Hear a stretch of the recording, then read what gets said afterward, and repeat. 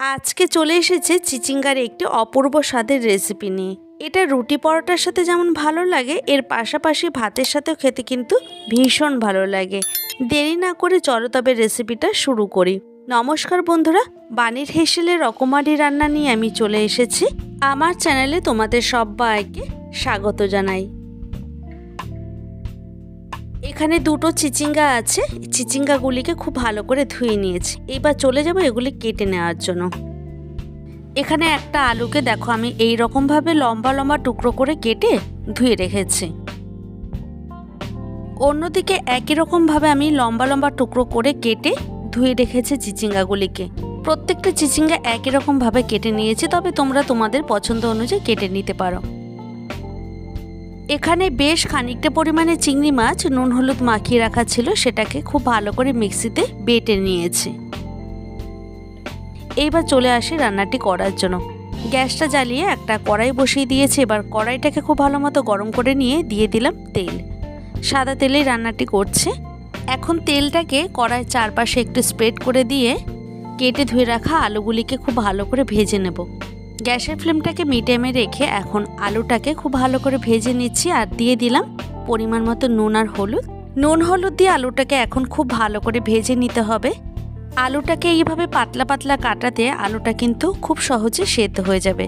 তো প্রায় 3 থেকে 4 মিনিটের মতো দেখো ভেজে নিয়েছে আলুটাকে, আর ওপরটা কিন্তু সুন্দর একটা কালার চলে এসছে। এই পর্যায়ে এসে এখন আলুগুলিকে তুলে নিচ্ছি।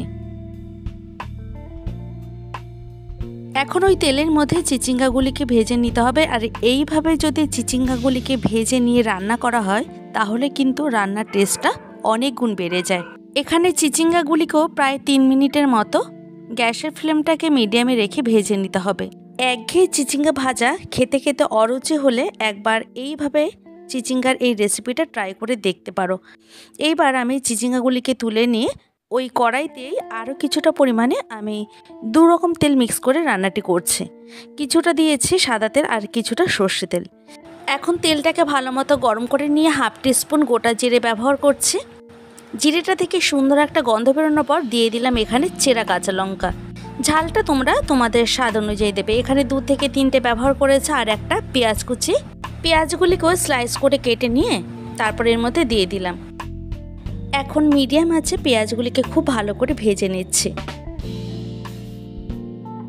ভাজতে ভাজতে দেখো এখানে পেঁয়াজগুলি কিন্তু অনেকটাই সফট হয়ে গেছে। মিনিট 3 মতো ভালো করে ভেজে নেওয়ার পর এর মধ্যে ব্যবহার করছি 1 টেবিল চামচ আদা রসুনের পেস্ট।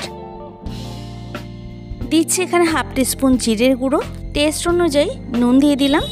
আর ব্যবহার করছে এখানে ধনের গুঁড়ো 1/2 টিস্পুন। দিয়ে দিচ্ছি হলুদ গুঁড়ো পরিমাণ মতো। কালারের জন্য কাশ্মীরি রেড চিলি পাউডার ব্যবহার করলাম 1/2 টিস্পুন। এখন সেই বেটে রাখা চিংড়ি মাছগুলিকে দিয়ে দিচ্ছি। তো একটা স্পুনের মাধ্যমে আমি দিয়ে দিলাম সমস্ত চিংড়ি মাছগুলিকে। তারপর খুব ভালো করে এই উপকরণগুলিকে কষিয়ে নিতে হবে প্রায় 5 মিনিটের মতো। দেখো এইভাবে গ্যাসের ফ্লেমটাকে একদম কমিয়ে রেখে খুব ভালো করে ভেজে নিচ্ছি। এইভাবে যদি চিচিঙ্গার রেসিপি করা যায় তাহলে কিন্তু গরম ভাত বা রুটি পরোটা সব কিছুর সাথে খেতে অসাধারণ লাগে। এছাড়া চিংড়ি মাছ যে কোনো রান্নায় ব্যবহার করলে তার স্বাদটা কিন্তু দ্বিগুণ মাত্রায় বেড়ে যায়।